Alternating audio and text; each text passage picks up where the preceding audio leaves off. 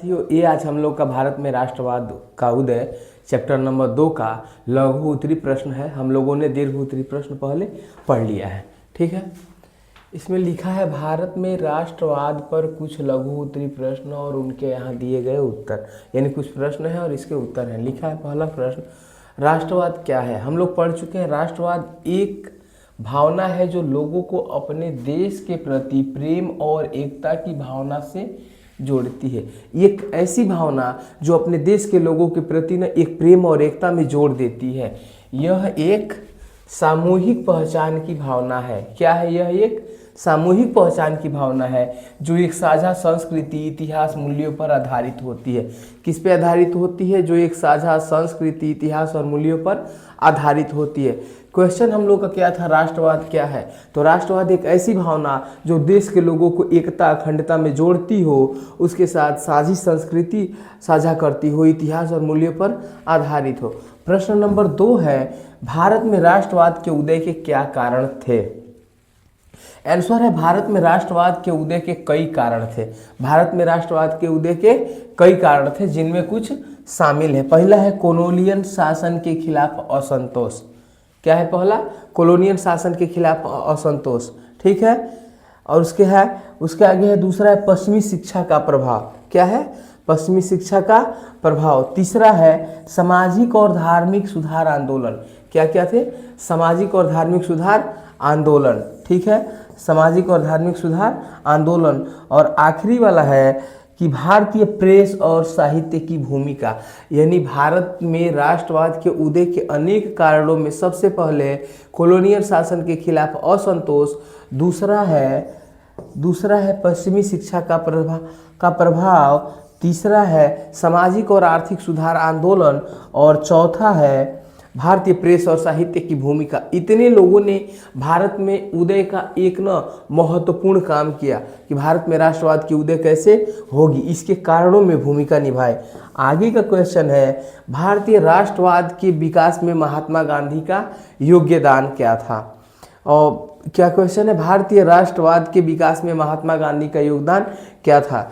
Answer है, महात्मा गांधी जी ने भारतीय राष्ट्रवाद के विकास में एक महत्वपूर्ण भूमिका निभाई। महात्मा गांधी क्या किए थे? राष्ट्रवाद के विकास में एक महत्वपूर्ण भूमिका निभाए थे। उन्होंने अहिंसा और सत्याग्रह के माध्यम से लोगों को एकजुट किया।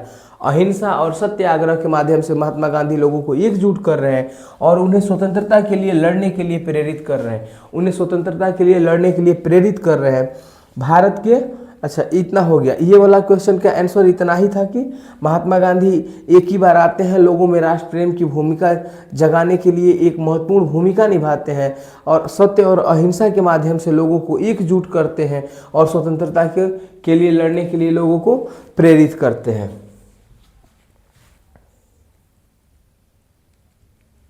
ठीक है, थोड़ा इसको मिटा लिया जाए। एक मिनट, क्वेश्चन आंसर एक ही में आ गया है, बड़ा है तो दिक्कत थोड़ी सी है, वैसे दिक्कत तो कुछ भी नहीं है। हाँ, तो हम लोगों ने क्या जाना था? महात्मा गांधी के बारे में जान लिया था कि महात्मा गांधी ने कैसे प्रेरित किया। आगे का क्वेश्चन है, भारत में राष्ट्रवाद के कुछ प्रमुख नेता कौन कौन थे? ठीक है, मतलब कुछ प्रमुख नेता कौन थे?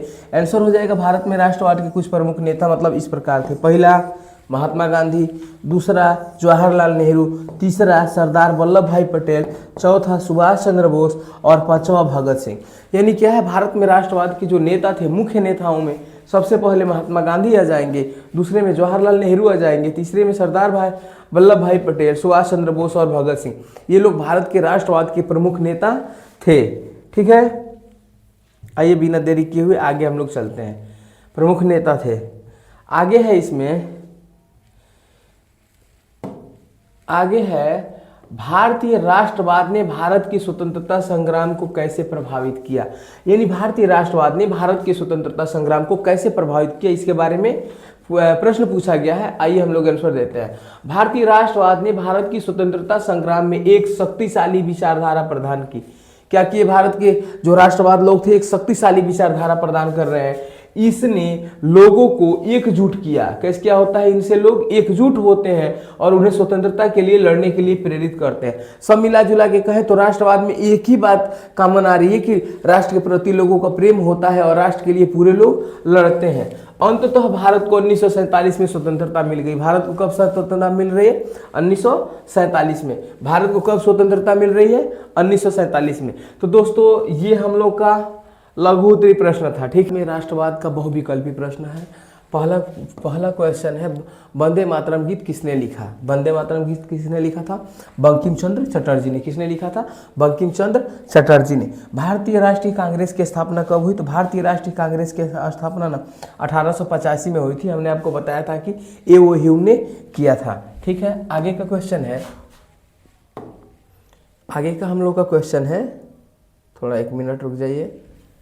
हाँ, आगे का क्वेश्चन है, स्वराज मेरा जन्मसिद्ध अधिकार है, यह नारा किसने दिया था? तो शायद आपको याद होगा कि बाल गंगाधर तिलक ने दिया था कि स्वराज मेरा जन्मसिद्ध अधिकार है और मैं इसे लेके रहूंगा। ठीक है, आगे का क्वेश्चन है, भारत कब स्वतंत्र हुआ? भारत कब स्वतंत्र हुआ? दोस्तों भारत 1947 को स्वतंत्र हुआ। गणतंत्र 1950 को हुआ। कब हुआ? गणतंत्र 1950 को हुआ। 26 जनवरी 1950 को गणतंत्र हुआ। 15 अगस्त 1947 को 12 बज के कुछ मिनट पे हम लोग क्या हुए? स्वतंत्र हुए। ठीक है, आगे का क्वेश्चन है, आगे का क्वेश्चन है कांग्रेस ने किस अधिवेशन में पूर्ण स्वराज का प्रस्ताव पारित किया? कौन सा अधिवेशन था? लाहौर। कौन सा अधिवेशन था? लाहौर। चूंकि कांग्रेस में लोग ना पहले और जो क्या है पूर्ण स्वराज का मांग चल रहा था ना, तो पूर्ण स्वराज नहीं, ये अर्ध स्वराज का मांग कर रहे थे या डोमिनियन स्टेट की मांग कर रहे थे भारत के लोग, पहले जो कांग्रेस के लोग थे। आगे का क्वेश्चन है, करो या मरो का नारा किसने दिया? मैं आपको कई बार बता चुका हूं कि डू और डाई किसने नारा दिया था? महात्मा गांधी ने। एक ऐसा आदमी जो अहिंसा का पुजारी हो और डू और डाई का नारा दे तो बहुत बड़ी बात थी। ठीक है, और आगे का क्वेश्चन है हम लोग का दोस्तों, आगे का क्वेश्चन है, 1 मिनट थोड़ा सा स्क्रीन को बड़ा कर लेते हैं। हाँ, हो गया। आगे का क्वेश्चन है, साइमन कमीशन भारत कब आया? साइमन कमीशन भारत कब आया? 1928 में आया था और इसी साइमन कमीशन के विरोध में भारत के लोगों ने, खासकर लाला लाजपत राय ने इसका विरोध किया और वहाँ पे इनके शरीर पे लाठियाँ बरसाई गई। इसी लाठी की चोट की वजह से लाला लाजपत राय 1 हफ्ते के अंदर मर गए और उसके मरने से पहले लाला लाजपत राय ने बोला था कि हमारे पीठ पे बरसाई गई एक एक लाठी तुम्हारे कील में, तुम्हारे मतलब सत्ता में कील साबित होगा या मील का पत्थर साबित। साइमन कमीशन भारत कब आया? 1928 में आया था। इसमें क्या हुआ था? लाला लाजपत राय के शरीर पे लाठी से वार किया गया था, लाठी बरसाई गई थी और इसी मार के वजह से लाला लाजपत राय 1 हफ्ते बाद मर गए और मरने से पहले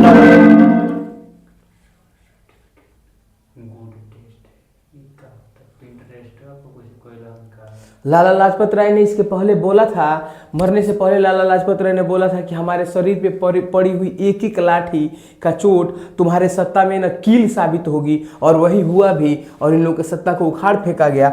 आगे का क्वेश्चन है, गांधी जी ने दांडी यात्रा कब शुरू की थी? दोस्तों गांधी जी ने दांडी यात्रा 1930 में शुरू की थी। दांडी यात्रा, दांडी मार्च निकाले थे अपने 78 अनुयायी प्लस एगो महात्मा गांधी, 79 लोग कहाँ गए थे? दांडी मार्च किए थे। आगे का क्वेश्चन है,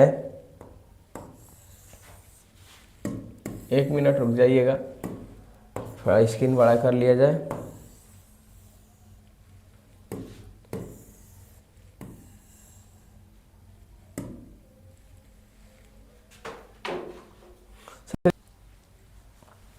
आगे का प्रश्न है, भारत छोड़ो आंदोलन किस वर्ष शुरू हुआ? तो दोस्तों भारत छोड़ो आंदोलन 1942 में शुरू हुआ था। हमने कल जो दीर्घ उत्तरीय प्रश्न था उसमें का आखिरी का सबसे बढ़िया टॉपिक था 1942 भारत छोड़ो आंदोलन। ये भारतीयों द्वारा ये आखिरी प्रयास था अंग्रेजों को भगा देने के लिए और इसका नाम भी यही दिया गया, भारत छोड़ो आंदोलन। आगे का प्रश्न है, खिलाफत आंदोलन किससे संबंधित था? दोस्तों खिलाफत आंदोलन तुर्की के खलीफा के खिलाफ था। मैं आपको बताया था कि यहाँ पे भारत है और यहाँ पे साइड में अगर तुर्की है, हमने भारत जैसे भी बना दिया, यहाँ पे तुर्की है तो जो अंग्रेज अधिकारी थे तुर्की के लोगों के खिलाफ जो खलीफा बैठे थे उनके खिलाफ क्या क्या कर दिया, गद्दारी कर दिया। तो भारत के मुसलमानों ने यहाँ पे और खिलाफत आंदोलन चलाया और महात्मा गांधी ने वहाँ पे आके अध्यक्षता कर दी। इसलिए क्या हुआ कि हिंदू भी एक हो गए और मुसलमान भी एक हो गए, दोनों लोग मिल के अपने भारत के देश के लिए आज़ादी में सहयोग दिए। और फिर आखिर में यही होता है कि अंग्रेजों को भारत छोड़ के जाना ही पड़ता है। इन लोग की एक नीति थी फूट डालो राज्य करो की नीति, बाद में सफल हुई, लेकिन यहाँ पर खलीफा के पद के लिए भारत के मुसलमानों ने जबरदस्त आक्रोश दिखाया। महात्मा गांधी अपना दिमाग चला के इन लोग के साथ हुए और हिंदू मुस्लिम एक होके फिर लड़े थे। ठीक है, तो हमने तुर्की के खलीफा के खिलाफ जो आंदोलन हुआ था उसे खिलाफत आंदोलन बोलेंगे। ठीक है, आगे का प्रश्न है और आंसर है, आगे का प्रश्न और आंसर है, देखिए लिखा है चौरी चौरा की घटना किस आंदोलन के दौरान हुई। चौरी चौरा की घटना किस आंदोलन के दौरान हुई थी, हम आपको बता चुके हैं कि चौरी चौरा की घटना असहयोग आंदोलन के दौरान हुई थी। महात्मा गांधी ने असहयोग आंदोलन वापस ले लिया क्योंकि उनको पता था कि सारे लोग मर जाएंगे तो फिर देश को आज़ादी कौन दिलाएगा। ठीक है, हम लोग पढ़ चुके हैं और हमने आपको पढ़ा दिया है। आगे का क्वेश्चन है, किस घटना के बाद गांधी जी ने असहयोग आंदोलन वापस ले लिया था। किस घटना के बाद, देखिएगा अभी इसी में क्वेश्चन में आंसर बन जा रहा है। चौरी चौरा की घटना के बाद, देखिए इसमें दिया है चौरी चौरा की घटना के बाद, हमारा आंसर यहीं पे तैयार है, ज़्यादा परेशान होने की कोई ज़रूरत नहीं है। आगे का क्वेश्चन है,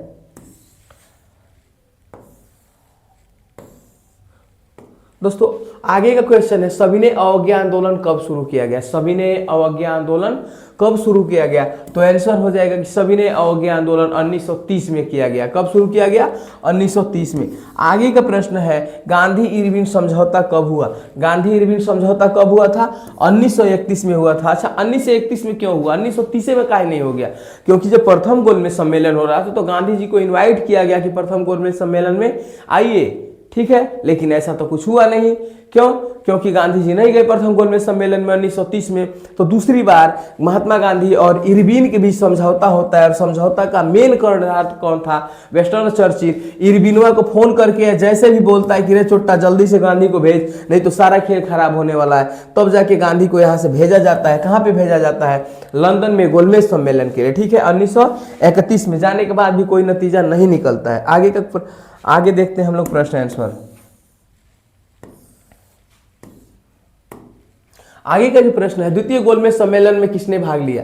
अभी मैं जस्ट बताया हूं कि द्वितीय गोलमेज सम्मेलन में महात्मा गांधी ने भाग लिया था भारत की ओर से, जबकि उसका निर्णय कुछ नहीं निकला। और महात्मा गांधी जब भारत में आए, SS राजपूताना नाम के जहाज से गए थे, और जब फिर महात्मा गांधी वापस आए तो भारत के लोगों से ना आंख में आंख मिला के बोल रहे हैं कि मैं देश को बेचा नहीं हूं, भले ही हमारी शर्तें नहीं मानी गई हैं। आगे का क्वेश्चन है, फॉरवर्ड ब्लॉक की स्थापना किसने की थी। नाम से ही समझ में आता है फॉरवर्ड ब्लॉक मतलब एकदम से एग्रेसिव वाला कोई संगठन बना था। तो इसकी स्थापना किसने की थी, सुभाष चंद्र बोस ने की थी। किसने की थी, सुभाष चंद्र बोस ने की थी। दोस्तों आगे का क्वेश्चन है, जो भी प्रश्न है आप लोग ध्यान रखिएगा, परीक्षा उपयोगी प्रश्न है, इसको ध्यान में रख के तैयार किया गया है। ठीक है, लिखा है दिल्ली चलो का नारा किसने दिया था। दिल्ली चलो का नारा किसने दिया था, तो सुभाष चंद्र बोस ने दिया था। किसने दिया था, सुभाष चंद्र बोस ने दिया था। तो सुभाष चंद्र बोस ने दिल्ली चलो का नारा क्यों दिया था, तो सुभाष चंद्र बोस ने ना महात्मा गांधी के एक समर्थक थे जिनका नाम था पटाभी सीतारामैया, उनको हरा दिया था और महात्मा गांधी इनके खिलाफ हो गए। महात्मा गांधी ने पटाभी सीतारामैया की अपनी हार मान ली। सुभाष चंद्र बोस ने आखिर में क्या किया, छोड़ दिया पद को। गांधी जी आप अपना पद अपने पास रखिए। फिर यहाँ से चले गए, पश्चिम बंगाल से चुनाव जीत के आए थे। ठीक है, तो इन्हीं का नारा था कि दिल्ली चलो, दिल्ली चलेंगे तो सत्ता को उखाड़ फेंकेंगे, अंग्रेजों के सत्ता को। आगे का जो प्रश्न है ये है, भारतीय राष्ट्रीय कांग्रेस के प्रथम मुस्लिम अध्यक्ष कौन थे। ये कौन हो जाएगा, बदरुद्दीन तैयब जी। क्या हो जाएगा, बदरुद्दीन तैयब जी। ये भारतीय राष्ट्रीय कांग्रेस के प्रथम मुस्लिम अध्यक्ष थे और साथ ही साथ क्या है, राष्ट्रीय कांग्रेस के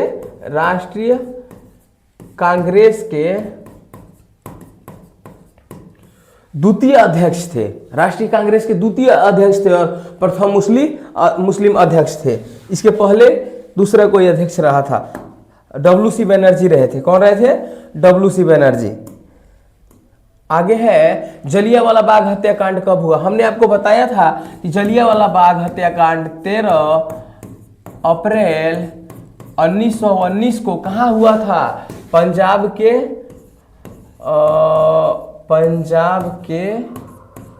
अमृतसर में। कहाँ पे हुआ था? पंजाब के अमृतसर में। कब हुआ था? बैसाखी के दिन हुआ था। कब हुआ था? बैसाखी के दिन हुआ था। बैसाखी पड़ती कब है? तो या तो 13 अप्रैल को पड़ जाए या 14 अप्रैल को पड़ जाए। ठीक है, जैसे हम लोग का पर्व पड़ता है रक्षाबंधन 1 या 2 दिन भी हो सकता है, होली दिवाली भी 2-2 दिन हो सकता है, इसी तरह से बैसाखी का पर्व भी 13 अप्रैल को भी पड़ सकता है और 14 अप्रैल को भी पड़ सकता है। तो ये कौन सा दिन था? 13 अप्रैल 1919। पंजाब के अमृतसर में शहर था जिसका नाम था जलियांवाला बाग, और एक बाग था जो जलियांवाला बाग था, और बैसाखी का दिन था। आगे है जलियांवाला बाग हत्याकांड के विरोध में किसने नाइटहुड की उपाधि त्याग दी थी? तो रविंद्रनाथ टैगोर ने नाइटहुड की उपाधि त्यागी थी। इसको तो आप याद ये कर लीजिएगा, किसी उपाधि त्यागी थी रविंद्रनाथ टैगोर ने? नाइटहुड की। ठीक है, आगे का हम लोग चलते हैं क्वेश्चन की तरफ। दोस्तों जो भी प्रश्न है बहुत ही महत्वपूर्ण है, परीक्षा उपयोगी प्रश्न है, उम्मीद है कि आप लोग याद करेंगे। अगर याद नहीं होता है तो इसको स्क्रीनशॉट मार के और अपने नोटबुक में तैयार कर लीजिए। ठीक है, आगे है यंग इंडिया पत्रिका किसने शुरू किया? अब सुनिए ना, सबसे तो बढ़िया अब आया है। वो एक बूढ़ा आदमी, हाड़ मांस का पुसला, जिसे हम लोग फरिश्ता बोलते थे, लाठी लेके चलने वाला शख्स, भारत को यंग इंडिया बनाने आया था।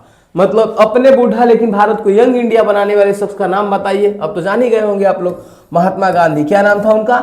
महात्मा गांधी। यंग इंडिया पत्रिका लिखते हैं कि भारतीयों का देश है, नौजवानों का देश है, भारतीय नौजवानों का यंग है ये लोग। ठीक है, आगे का जो प्रश्न है, केसरी समाचार पत्र किसने शुरू किया?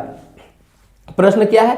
केसरी समाचार पत्र किसने शुरू किया? तो केसरी समाचार पत्र ने दोस्तों बाल गंगाधर तिलक ने शुरू किया था। किसने शुरू किया था? बाल गंगाधर तिलक ने शुरू किया था। आगे का प्रश्न है हमारा,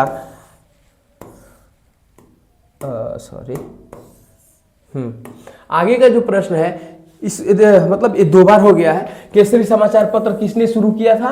तो अभी हमने पढ़ा है कि बाल गंगाधर तिलक ने किया था। चलिए रिवीजन हो जाएगा, क्या ही दिक्कत है।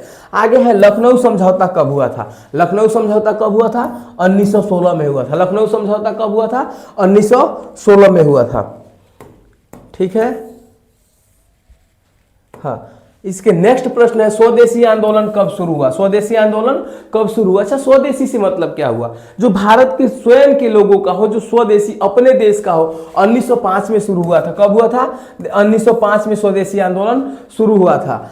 आगे का प्रश्न है, महात्मा गांधी जी दक्षिण अफ्रीका से भारत कब लौटे? मैं आपको बहुत पहले भी बता चुका हूं कि महात्मा गांधी 1915 में भारत लौटे, 1916 1 साल ऐश किए, मतलब 15 में लौटे, 16 में साबरमती आश्रम की स्थापना किए, फिर आराम किए, ऐशो आराम की जिंदगी जिए, और 1917 में बिहार में आए थे। ठीक है, आगे का जो प्रश्न है, हाँ, आगे का जो प्रश्न है, गांधी जी को महात्मा की उपाधि किसने दी? गांधी जी को महात्मा की उपाधि किसने दी? तो रविंद्रनाथ टैगोर ने दिया था। किसने दिया था? रविंद्रनाथ टैगोर ने। चूंकि व्यक्तिगत रूप से रविंद्रनाथ टैगोर ने दिया था, लेकिन महात्मा गांधी जी को ना सबसे पहले महात्मा का नाम तो यहाँ के चंपारण की महिलाओं ने दिया था। ये बिहार की अद्भुत भूमि है जहाँ पे चंपारण है। आज चंपारण हम लोगों से भी कुछ दूर पे है, बहुत दूर नहीं है। वहाँ की महिलाओं ने महात्मा गांधी को महात्मा बोला था, क्योंकि चश्मा लगा के, आधा जब कपड़ा पहन के लाठी लेके चलते थे तो महिलाओं को लगा ना कोई महात्मा आया है, कोई फरिश्ता आया है। जहाँ पे लोग भाग रहे थे, अंग्रेज लोग धमकी पे धमकी दे रहे थे कि हम आप लोग को जेल में डाल देंगे, मतलब आपको उठा के कारावास कर देंगे। वहां पे शख्स डरे नहीं और बिंदास खड़े होकर बोले, कोई नहीं, आप मुझे जेल में डाल दीजिए, हम जेल में जाने के लिए तैयार हैं, लेकिन किसानों की मांग पूरी की जाए। वहां पे महिलाओं ने इनको बोला कि नहीं, ये कोई महात्मा ही है। एक इंसान ऐसे नहीं बोल सकता है जो अपने घर से कई सौ किलोमीटर दूर आए हो, हजारों किलोमीटर दूर आके दूसरे राज्य में ऐसे बोलना, मतलब वो दूसरा देश ही समझा जाता था उस समय। आगे है, मुस्लिम लीग की स्थापना कब हुई? मुस्लिम लीग की स्थापना 1906 में हो रही है। कब हो रही है मुस्लिम लीग की स्थापना? 1906 में हो रही है। आगे का हमारा क्वेश्चन है, आगे क्वेश्चन है, संविधान सभा के अध्यक्ष कौन थे? संविधान सभा के अध्यक्ष कौन थे? डॉक्टर राजेंद्र प्रसाद थे। कौन थे? संविधान सभा के अध्यक्ष डॉक्टर राजेंद्र प्रसाद थे। अगर आपको डॉक्टर भीमराव अंबेडकर कोई पूछ दे तो क्या थे, तो डॉक्टर भीमराव अंबेडकर ना प्रारूप समिति के अध्यक्ष थे। क्या थे? प्रारूप समिति के अध्यक्ष। प्रारूप समिति के क्या थे? अध्यक्ष थे। कौन प्रारूप समिति के अध्यक्ष थे? तो डॉक्टर भीमराव अंबेडकर। अगर संविधान सभा के अध्यक्ष पूछा जाए तो डॉक्टर राजेंद्र प्रसाद थे। यानी प्रारूप समिति जो थी ना, मतलब रूपरेखा तैयार करने वाली समिति, ये मुख्य कार्यकारी अध्यक्ष कौन थे? डॉक्टर भीमराव अंबेडकर। आगे है भारत के पहले प्रधानमंत्री कौन थे? आगे का क्वेश्चन क्या है? भारत के प्रथम प्रधानमंत्री कौन थे? तो जवाहरलाल नेहरू भारत के प्रथम प्रधानमंत्री थे। तो दोस्तों ये था हम लोग का बहुविकल्पी प्रश्न। इसी के साथ हम लोग विदा लेंगे। उम्मीद है कि आप लोग अपना प्यार बनाए रखेंगे। जय हिंद साथियों।